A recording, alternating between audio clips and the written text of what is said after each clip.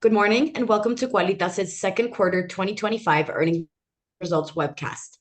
The conference will begin now. It is my pleasure to turn the call over to Raquel Litoy, Qualitas's IR. Good morning and thank you for joining Qualitas second quarter and 6 months 2025 earnings call. I'm Raquel Litoy, Qualitas IR coordinator. Our CEO and chairman of the board is joining us today, José Antonio Correa, as well as our CFO, Roberto Araujo. As a reminder, information discussed on today's call may include forward-looking statements. These statements are based on management's current expectations and are subject to many risks and uncertainties that could cause actual events and results to differ materially from those discussed during today's call. Qualitas undertakes no obligation to publicly update or revise any forward-looking statements, whether because of new information, future events, or otherwise. Let's give it over to José Antonio, our CEO, for his remarks. Thank you, Raquel, and good morning, everyone. It's great to be with you once again. We are pleased to share strong second quarter and first half of the year results, setting a strong base for the remainder of the year and supporting the execution of our strategy. Top-line growth was within our expectations at 12.9%, with a sustainable loss ratio resulting in 92.8% combined ratio for the quarter, right on our long-term target, and a 90.5% combined ratio when considering the first 6 months of the year. On the investment side, we posted a strong financial income, even as interest rates began easing at a faster than expected pace. Thus, Qualitas delivered a 36% net income growth for the first half of the year, with a 12-month ROE of 26.5%, above our long-term target. Additionally, a key highlight for this quarter is that we surpassed the 6 million insured units mark. And reaching this milestone took us only half of the time it took to go from 4 to 5 million, a clear reflection of the quality of our service and our unwavering commitment to our customers.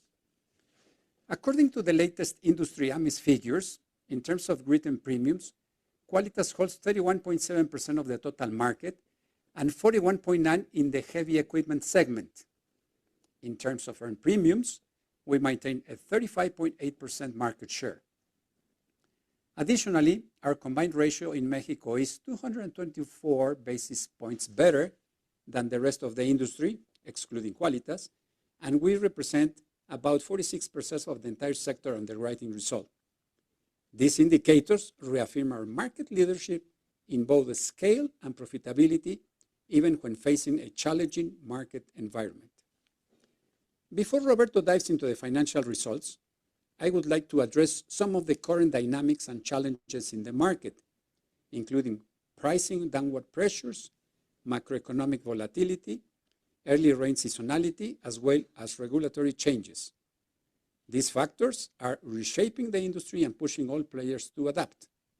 At Qualitas, we are well positioned to respond through our excellence in customer service, innovation, underwriting discipline, and a clear strategy focused on sustainable value creation to our stakeholders. Customer service remains at the heart of what we do. In the first half of the year, we received 1.6 million calls at our contact center with an average response time of 5 seconds, what means 1 second faster than the same period last year. This improvement reflects our commitment to delivering best-in-class service when it matters the most. Our satisfaction rate of 96% confirms that we are striking the right balance between speed and quality. Our business model is evolving alongside technology and customer expectations, and it is stronger than ever. Today, approximately 20% of our customer calls are handled throughout artificial intelligence, and about 40% of our clients are managed through robotic process automation. Additionally, 33% of claims are handled remotely using digital technology, reaching a satisfaction rate of 95%. These changes have led to operational efficiencies that allow us to serve more customers while optimizing costs. Looking ahead, we remain cautiously optimistic for the rest of 2025. We are conscious that Mexico's economic slowdown will continue affecting new car sales and disposable income. But we have navigated through these cycles and we know what we need to do. As we enter the second half, typically characterized by higher claims volumes, we are committed to executing our defined strategic priorities, continuing to invest in key areas, and proactively adjusting our operations to remain agile and ready to respond. Let me now get into our three-pillar strategy. We continue to strive in winning in our core business, Mexico Auto Insurance, which continues to be the main driver of our growth, making it our foremost focus. We firmly believe that Mexico is our key growth engine, and in these volatile times, it is essential to continue strengthening our leadership position. The Mexican insurance industry is currently experiencing an intense price competition, particularly in the auto segment, due to the insurers aggressively going after volume to maintain or increase market share, a strategy that is proving to be unsustainable as claims severity increases. This is driven by the country's low insurance penetration, macroeconomic pressures, and growing competition. Factors such as inflation, currency volatility, and rising repair and medical costs have squeezed profit margins. At Qualitas, we remain focused on sustainable growth and profitability without compromising competitiveness and long-term financial health.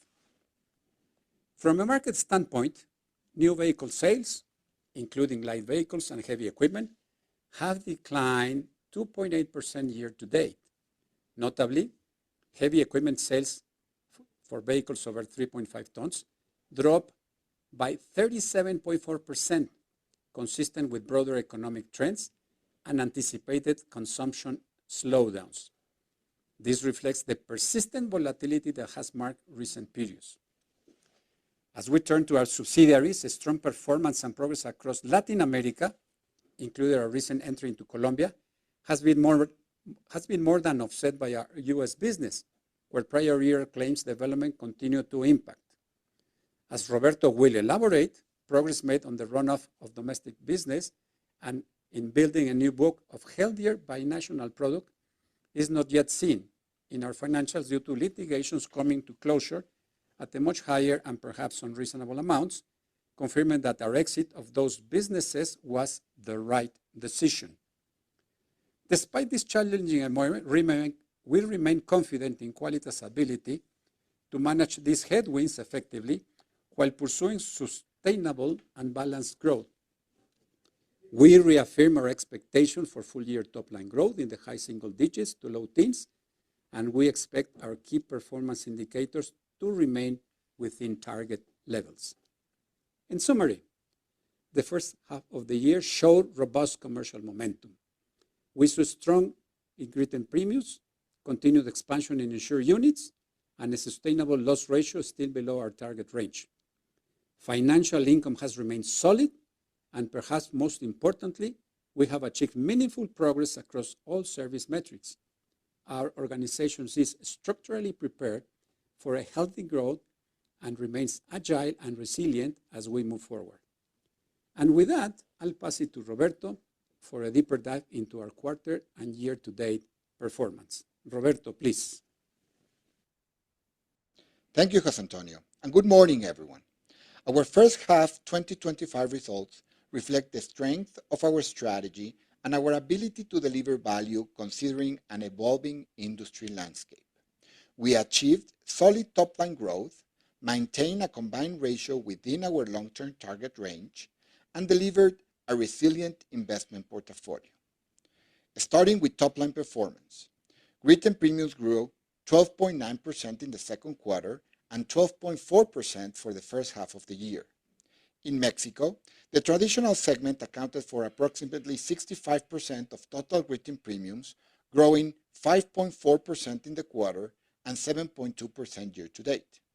From this segment, the individual business stood out with 8.1% quarterly growth and 12.6% year-to-date, while fleet business grew 1.3% in the quarter and remained flat on a year-to-date basis.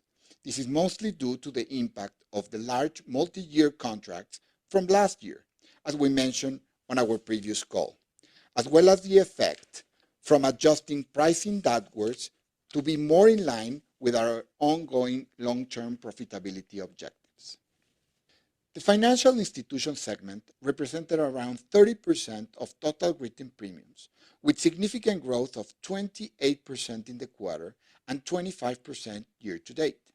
While this segment has traditionally been driven by new car sales, which declined 2.8% year to date, the growth also reflects the benefits from shifting in consumer preference toward larger vehicles, mainly SUVs, translating into higher average premium value.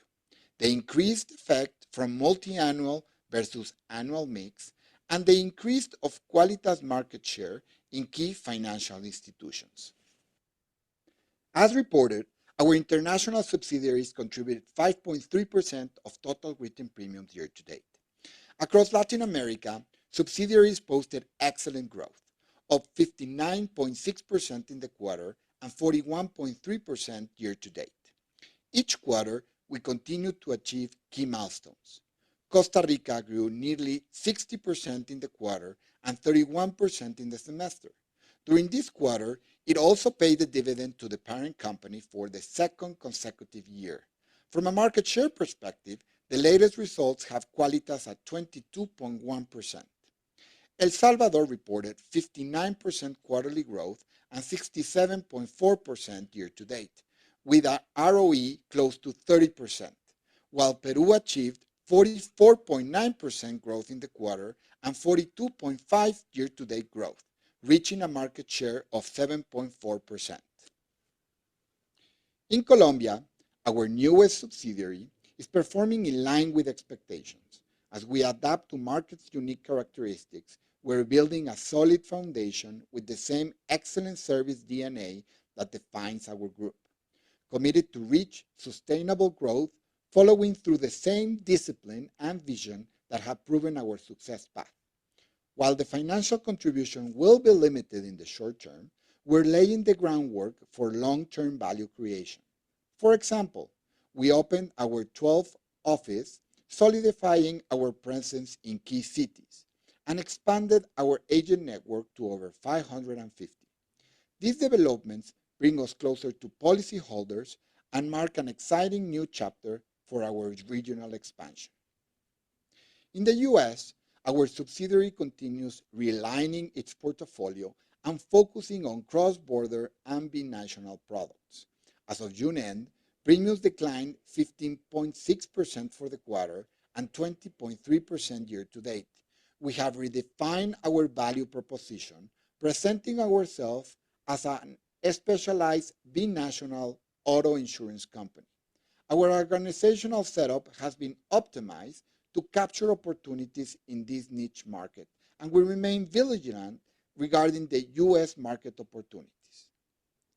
Altogether, as Jose Antonio just mentioned before, we closed the quarter with over 6 million insured units, a new all-time high for Qualitas, with over 400,000 additional units during the year, or a 7.4% unit growth.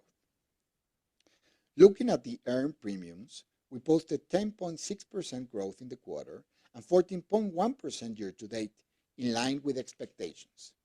As you know, earned growth pace is directly correlated to reserves behavior. In the second quarter, we constituted $730 million in reserves, $401 million more than in the same quarter last year. For the first semester, reserve constitution totaled $2.6 billion, 7% below the same period last year. And as a reminder, the technical reserves constitution is based on approved regulatory models and it speaks to the corresponding premiums growth.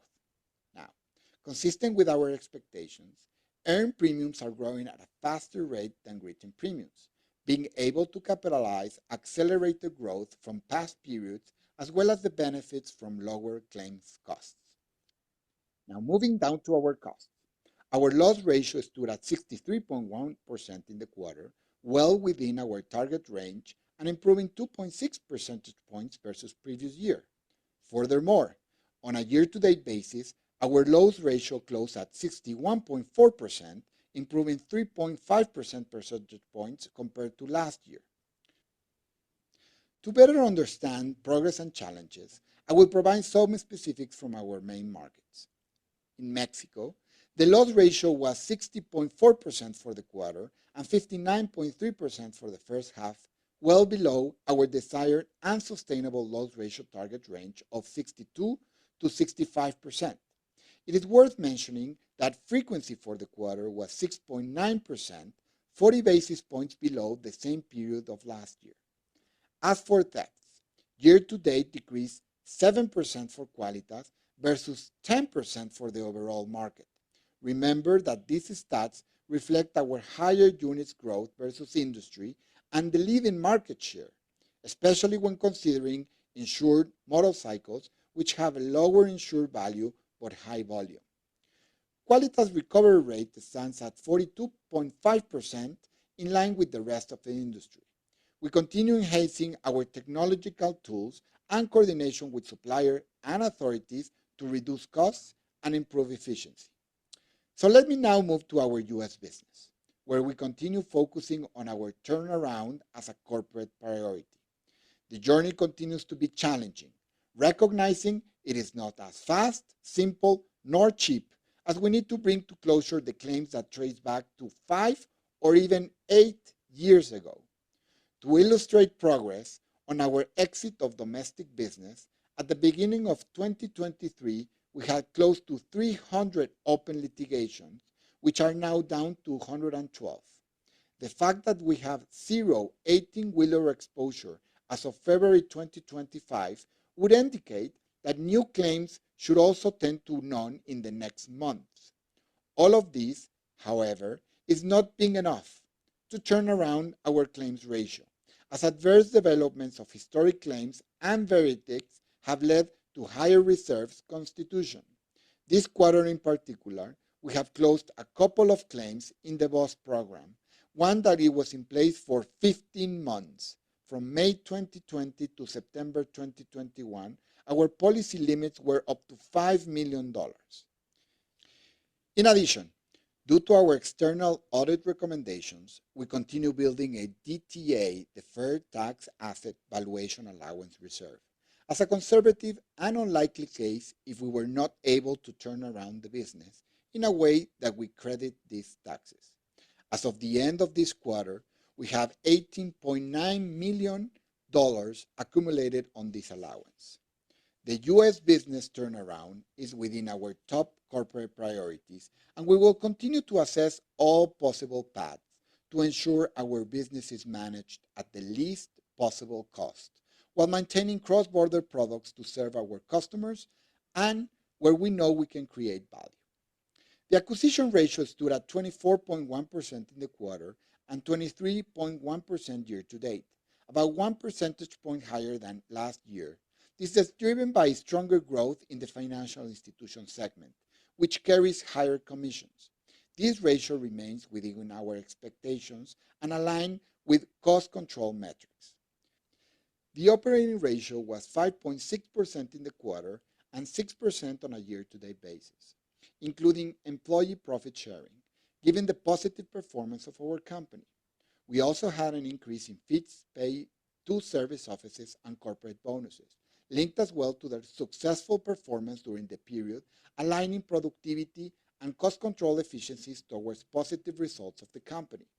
If we were to exclude employees' profit sharing from this provision, that by law must be incorporated into our operating expenses ratio, would have stood at 4.4% in the quarter and 4.6% for the first half. Altogether, this resulted in a combined ratio of 92.8% in the quarter and 90.5% year-to-date, below our ongoing target range of 92 to 94%. These figures confirm the strength of our underwriting and cost discipline. On the financial side of our business, comprehensive financial income grew 7.3% in the quarter and 25.4% year-to-date. Our portfolio, totaling 49.5 billion pesos, remains 86% in fixed income with an average duration of 2.2 years and an 8.8% yield to maturity. For the Mexican subsidiary, yield stands at 9.5%.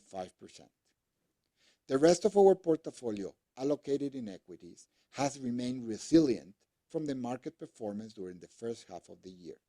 For example, the S&P 500 stumbled in the first quarter of the year. Still, a 5.5% return was observed on a year-to-date basis, setting a relatively more confident tone as markets headed into the second half. All our investment assets are classified as available for sale, meaning their unrealized gains or losses are reflected in the balance sheet until they are realized. Our investment strategy has not had any relevant changes in 2025. We had strived to bring our fixed income duration up to 2 years as reference rates remain in the mid to high single digits in Mexico, following the guidelines, advisory, and strategy decided by our investment committee as part of our institutionalized corporate governance.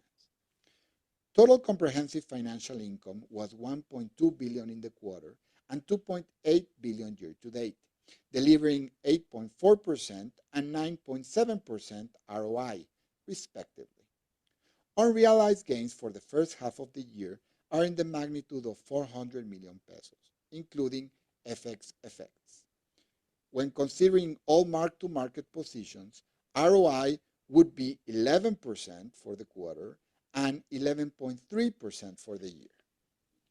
Approximately 23% of our portfolio is invested in US dollars, given our international presence.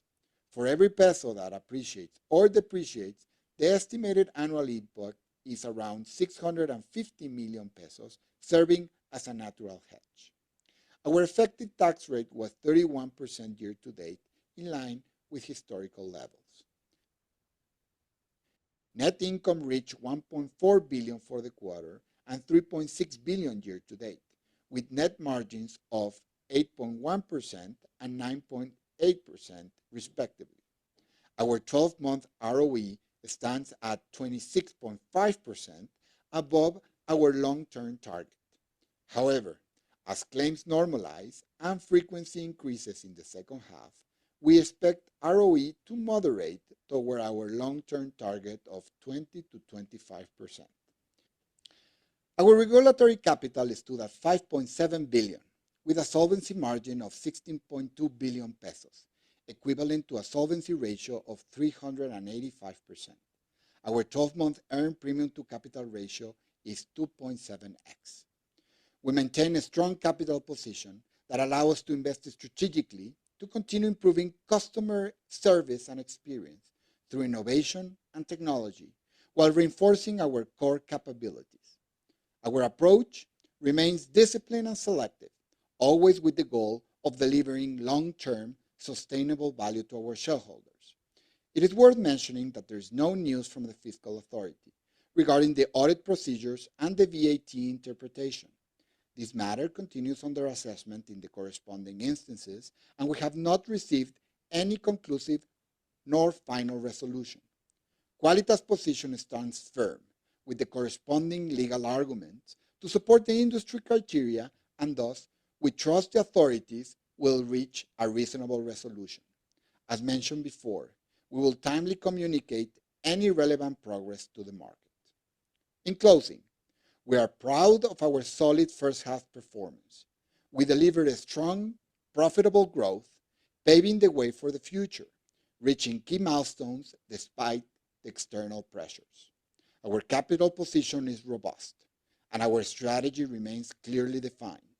While the second half may present new challenges, we're fully prepared to navigate them and continue delivering long-term sustainable value.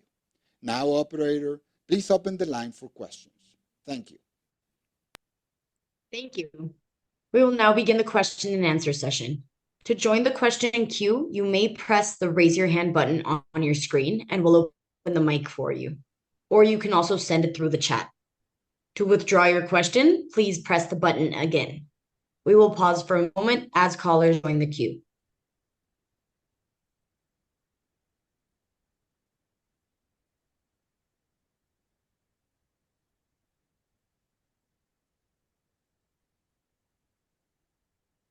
Thank you. Our first question comes from Thiago Binsfield at Goldman Sachs. Hi, good morning, everyone. Jose Antonio, Roberto, Raquel.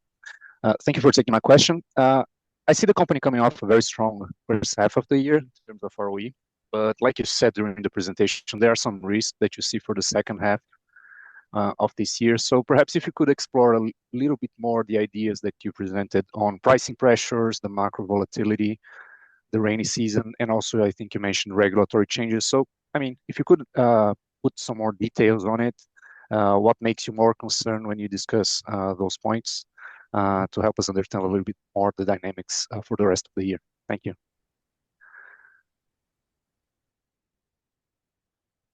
Good morning, Thiago. Thank you for your question. Let me thank you for your comment about our strong results. I believe that our strong certainly are strong for the first half of the year, and we are following our strategy. Let me tell you that certainly there is there is a change in cycle, I would say, in the car industry, in the insurance car industry segment here in Mexico. And we have had like three, and this is the starting of the fourth cycle, once the industry was able to decrease the combined ratio and the loss ratio. And as such, we are seeing the pricing pressures. So the important thing here is that we continue to lead the market. As always, we will continue to take pricing as needed. Now, having said that,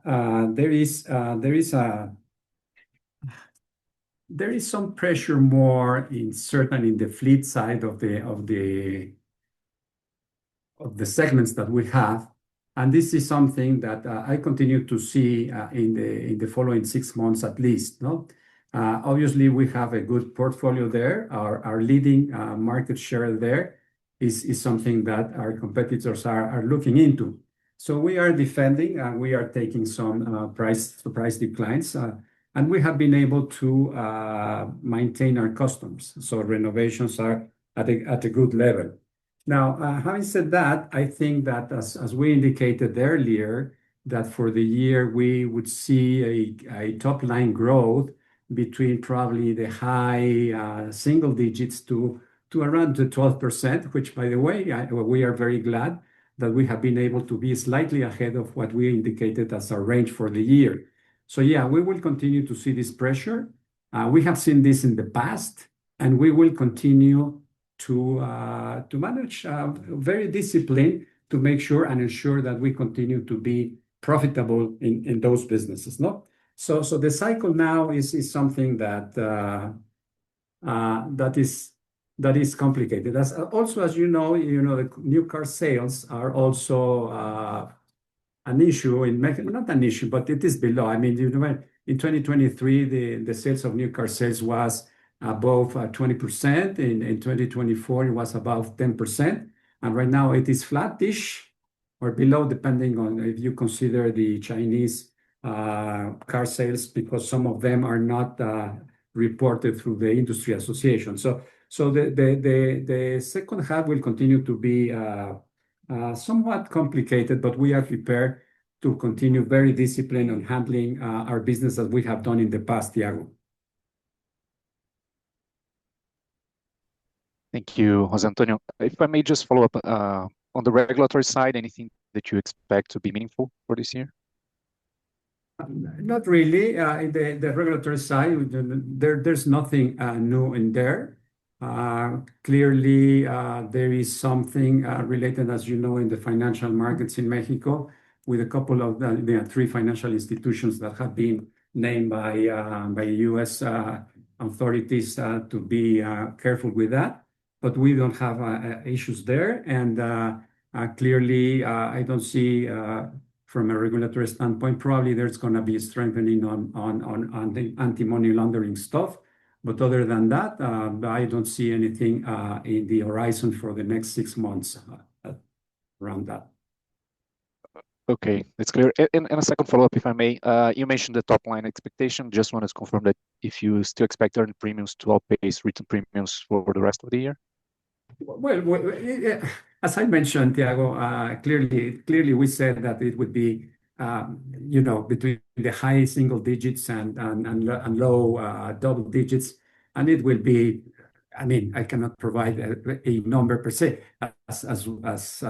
but it will be close to those ranges. Now, we have been able to exceed the ranges that we have set, and I see that we will be in the 10-ish or around the 10% growth. Okay, perfect. Thank you so much. Thank you. Our next question comes from Ernesto Gabilondo at Bank of America. Thank you. Hi, good morning, José Antonio and Roberto, and thanks for the opportunity to ask questions. My first question will also be a follow-up on premiums. Last quarter, we noted stronger data from competition. So can you elaborate in which indicators you are noting that stronger data?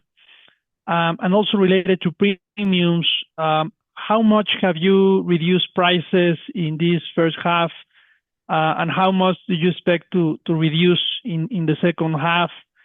And can you remind us how much of the premium growth of the last couple of years was related to pricing? And then I have a second question related to the financial results. For this, I would like to know where do you see the interest rates by year end and how you are seeing them by the end of next year. And today we noted that you are doing around 1.2 billion pesos in the financial results per quarter. But in the scenario of repricing the portfolio in 2 years under lower rates, what should be the financial result per quarter that we should be expecting? And also, when do you expect to start materializing these unrealized gains of 400 million pesos that you have in your stockholders' equity position? Thank you. That was a number of questions. Let me see if I remember all your questions, Ernesto. Good to have you with us. Well, let me tell you about the premiums versus competition. Let me tell you that we have reduced prices a bit. I mean, actually, as you know, and you will know, we manage this by zip code, no? So we do some increases and some decreases based on the risk that we take. Now, it is important to know that in average, we have taken small decreases. It is, in the realm between probably a couple of 2% or something like that. So it has not been big. Where we have been seeing more competition is in the fleet segment, and in the fleet segment, we have had to. We need to make sure that we have good financial results there. I mean, the combined index is reasonably good. So we have had, in some instances, to reduce a little bit more than that, the amounts for fleets, no? And that's related for the premiums.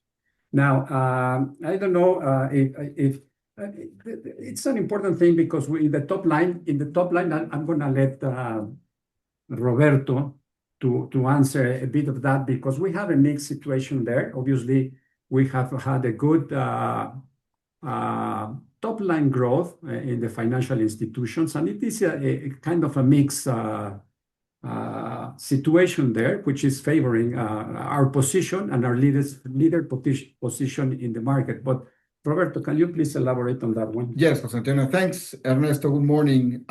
So let me address the premiums questions because I think when you look at the 12.9% on Q2, there is a mixed bag of things happening at the pricing level, right? So when we looked at the presentation, we talked a little bit about how, for example, the traditional business was experiencing much more pricing competition, and it was actually either flattish or depending if you look at the last year's multi-annual contracts, it was getting to single digits growth. That's where we're seeing a little bit more of what José Antonio is alluding to.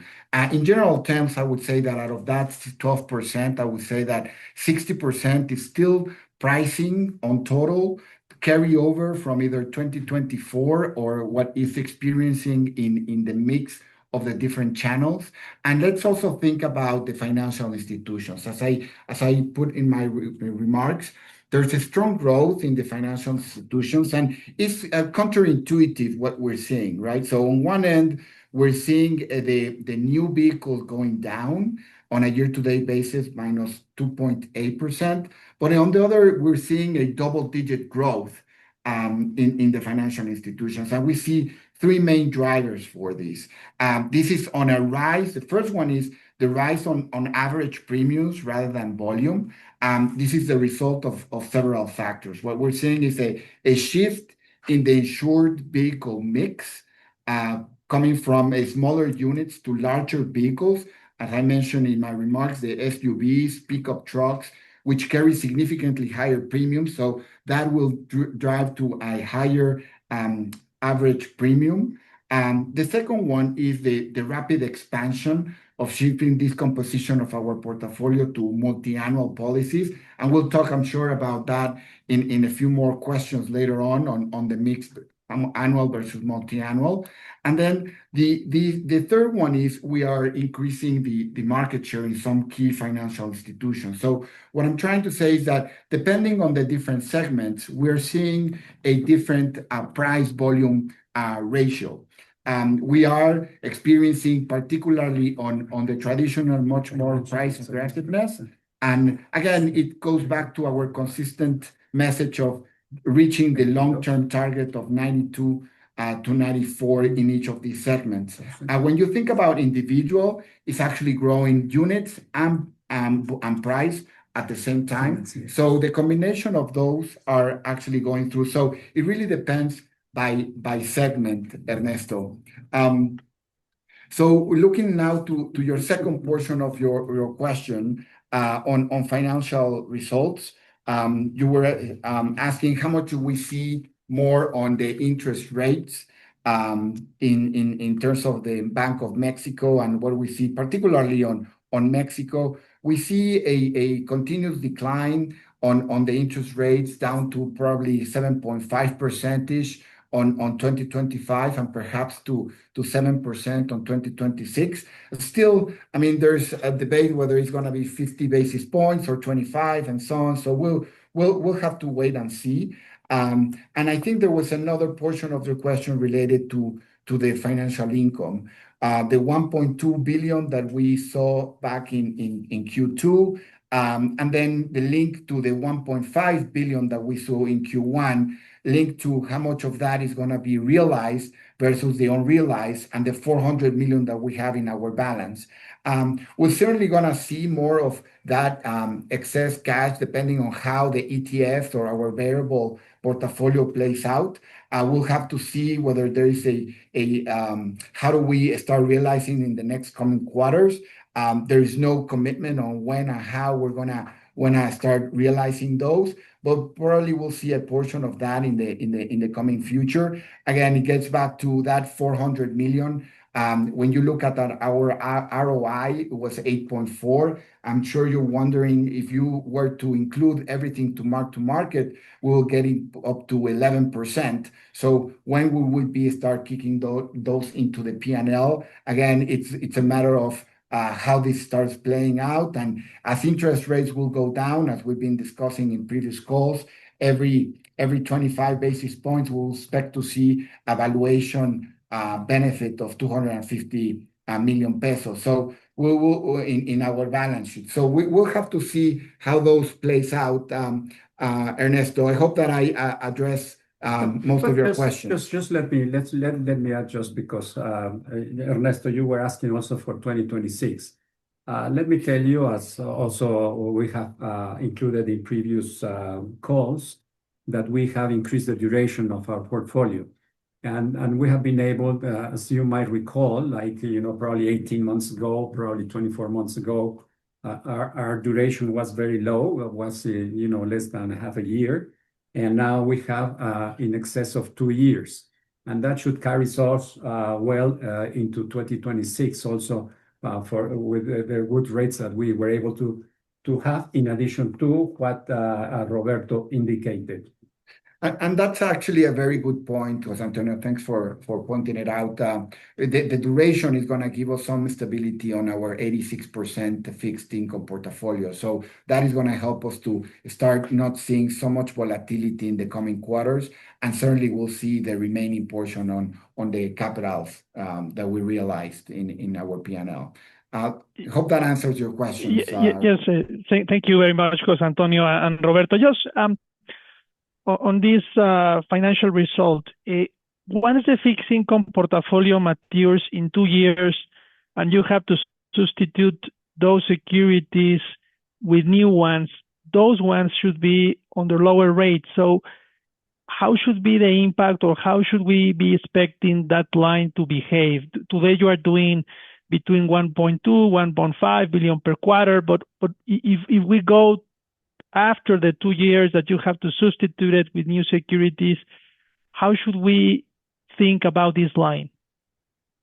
I think that's a good question. Thank you, Ernesto. I think we should expect to continue to see that going down, right? So the good news is that for at least the 2025 or 2026, we'll see a little bit of that more stable. But as interest rates will continue to go down to certain levels, we will continue to expect that will go down in the same magnitude, let's say 25 basis points, 50 basis points, and so on, to match the market consensus. So that will be something to keep on keeping an eye on how we are renewing those investments. Now, keep in mind that our duration has a multiple phasing of all our, let's say, CETES on multiple durations. So it will not be eventually in 2 years and all will go out at the same time. They will obviously go out and we renew, and depending on when we renew, we will get a particular interest rate for those, and we will continue to make the strategy to make it as swift as possible. Remember, we're not trying to play. We're being conservative around our portfolio, and most of it is on fixed income. Jose Antonio, you want to add? Yes, I would like just to add that clearly we do not have a crystal ball for that, Ernesto. We know that the world in general and Mexico in particular has some challenges regarding the tariffs and all that stuff. So at this point in time, it would be kind of complicated to foresee, a couple of years from now, what is going to be the situation. The important thing is that we will maintain an agile.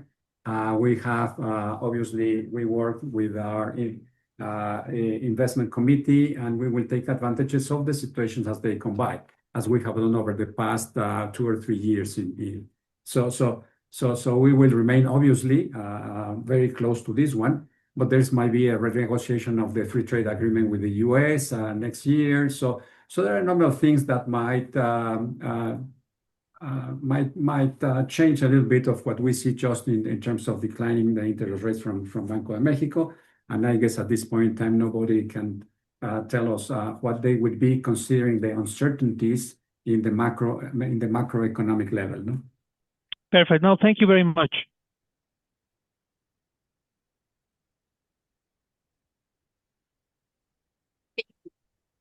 Our next question comes from Carlos Gomez Lopez at HSBC.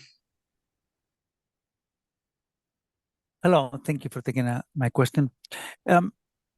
You have addressed this partially, but if you could please clarify the difference between the first and the second quarter and the specific reasons why the claims ratio was so low in the first quarter relative to the second quarter. And is this type of seasonality something that is specific to this year, or we should expect it in the coming years as well? Thank you. Let me just start, Carlos. Thank you for being here today. Let me tell you that obviously we have been going in a long-term curve of declining combined ratio and loss ratio. And that's something that we have been working on since the end of the pandemic. No? So as you know, these things take a long time to surface, and we have been doing that for the last probably 12 months at least, seeing this very positive behavior. No, so Having said that, I can tell you that we are below our long-term targets on those, and we are happy about that. But considering that how the cycle works now, and that's why we see this price competition, because it happens every time that profitability returns to the sector. Obviously, we never lost it, but some of the sector they did.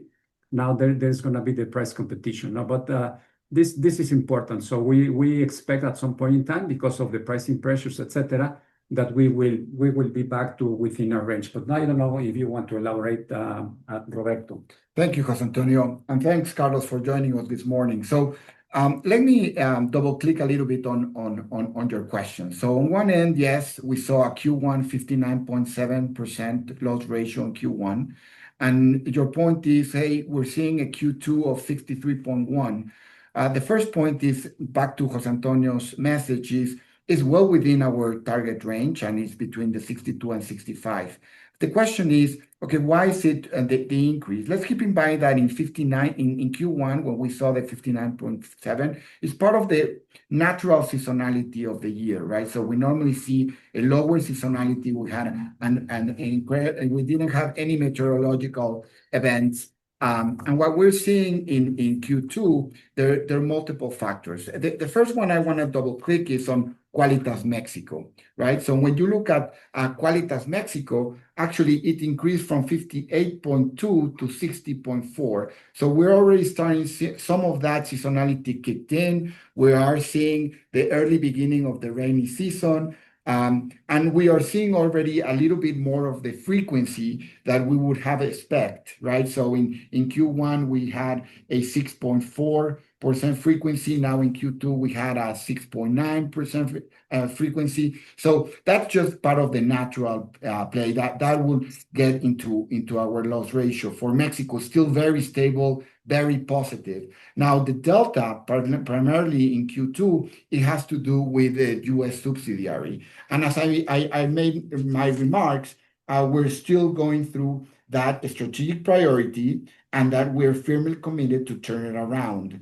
On the claim side, what we're seeing is the weight of the legacy litigation and the long tail exposures are continuing impacting us. And we're making tangible progress. As I mentioned also in my remarks, the litigation cases have been dropped 63% where we saw in compared to what we saw in 2023. So it's important to understand that there is a impact from the U.S. subsidiary on the reserves, but that we're making progress and that we're seeing a substantial deceleration on the domestic new claims.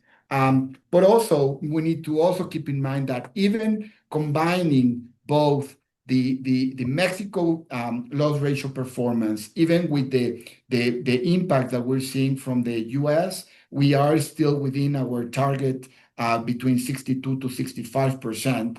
And that, just comparing the Q2 versus last year, we see 260 basis points better than last year. And even in the first half, we see a loss ratio of 61.4, even with what I just explained, 350 basis points better than last year. I hope that helps on putting a little bit more color behind the loss ratio, Carlos.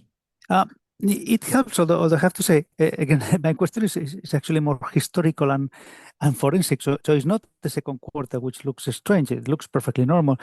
We're trying to understand why the first quarter looked so good. What was especially about the first quarter that perhaps we did not get, and perhaps that's why the consensus was much higher for the second quarter than it probably should have been. Were there any special items or just the absence of U.S.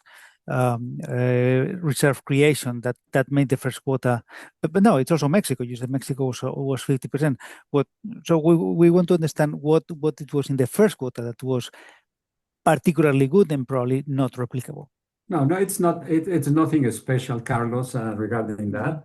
It is the different factors that we built during the past probably 18 months in terms of cost controls and price increases to get back to the original cycle, and clearly this is something that goes like that. So So to be specific to your question, there is nothing in particular that helped the first quarter other than the momentum that we carried back then. And now that's why it is going to be turning around. In addition, that the momentum came in at the time when, as you know, the first semester is from a seasonality standpoint also good. So when you carry the momentum to the seasonality, that's what we have. Now, the cycle begins to turn, and we are prepared to take it. I know that probably it's difficult to give you this view, but there's nothing in particular other than the momentum that we carry out of the good actions that we were taking over the past 18 months or so. Okay, and Carlos, to complement a little bit on what is ahead, I think we should expect, regardless of what we saw in Q1 and Q2, we should, as we're being very vocal about, the second semester is normally have a much higher claims ratio due to the rainy season and the meteorological event. So please do consider that in your models as we move forward, since that is going to play out, and we're already seeing it in May and June. Okay, and if I can have you short time on the US, and I understand this is a long tail and it's judicial and it's unpredictable, but what is a reasonable expectation for you to clear up these remaining cases? Are we talking about a few more quarters, a few more years, and will the order of magnitude be as high as we have seen in this quarter? So I think it's hard to tell, Carlos, because what we are seeing is that we are closing long tail cases, as I mentioned, in cases like 5 or 8 years ago, and it really depends on how that litigation and the cases closed. But I would emphasize that the trend will obviously go down versus what we're seeing. And it will depend on a case-by-case basis. But just let me add to Roberto, because it is important to say that clearly we have dropped the number of cases. And let me go back to 2023 when we decided to change the strategy. So it is clear, it is important to stress the fact that we made the decision back in the early 2023. We are executing against that strategy. And we are, with a clear focus on the cross-border and binational, eliminating the domestic one. So to your question, I think it is going to be at least, it will take probably, 12 to probably 18 months more. And we are going to be dealing with that going forward. But other than that, litigation cases have dropped more than 60% from where we were in 2023, which is the important thing, that we are managing that part. Thank you so much. Thank you. Our next question comes from Pablo Ordóñez at GBM. Yes. Hi, good morning, José Antonio, Roberto, Raquel. Congratulations on the results. Very sound growth in the quarter. And my question is related to the dynamics that we should expect between the traditional business and the financial institutions, because one of the changes that caught our attention in the quarter was the higher acquisition ratio. As you mentioned, still within your range, but higher relative to the historical standards at 24%. So my question is, looking into the second half of the year, you mentioned that you expect top line growth of 10 to mid-teens level, to low teens level. What is the dynamic and the split between the traditional and the institutional financial institution business? And also thinking already on 2026, which is the run rate for these two businesses? Should we expect an acceleration in the traditional business next year? And what is driving this very sound performance of these financial institutions? That's my first question. Thank you. Thank you, Pablo. And again, thank you for joining us today.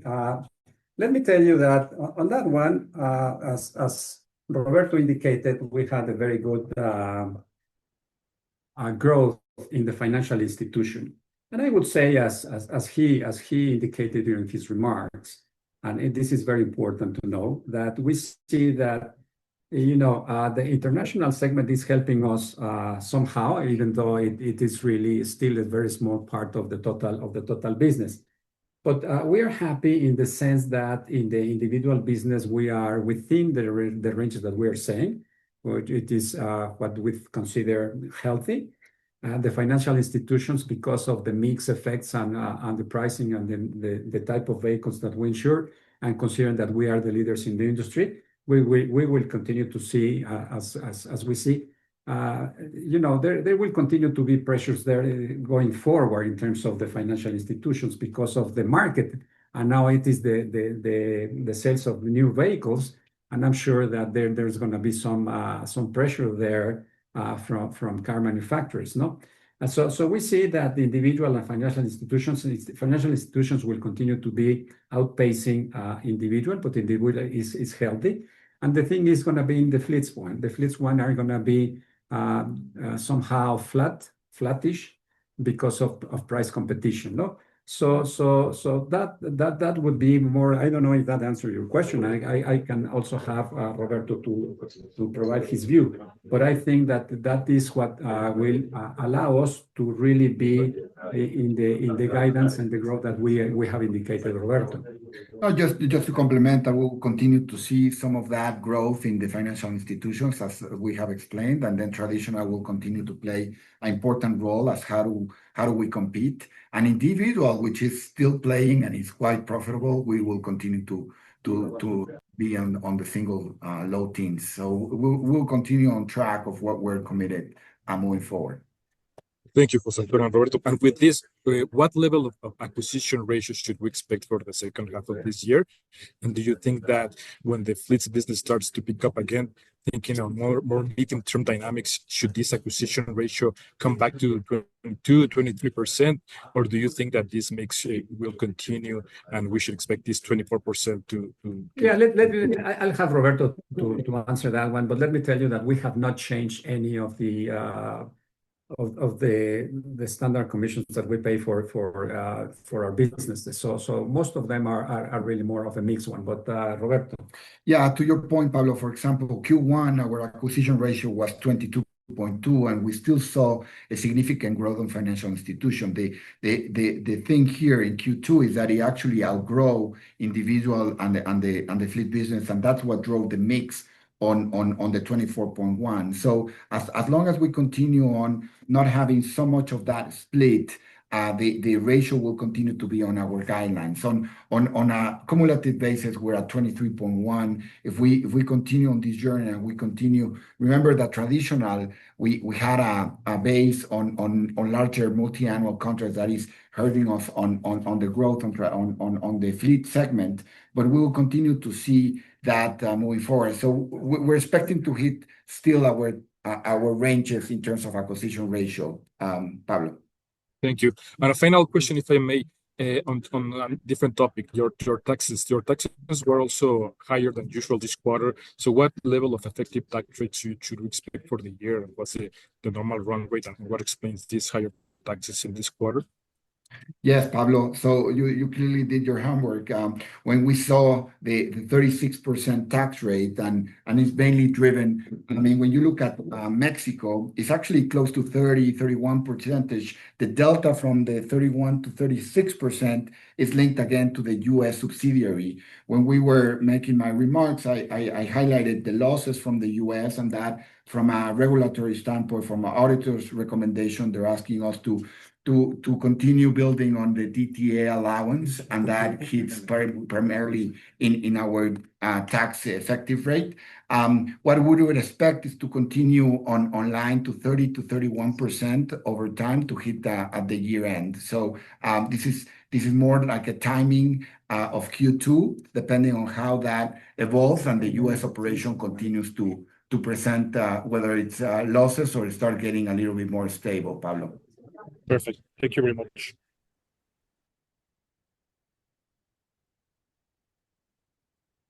Thank you. We have time for one more quick question. We will be taking it. Oh, no, actually, that hand has dropped at this point. So that concludes today's question and answer session since we are out of time. We will send over some closing remarks.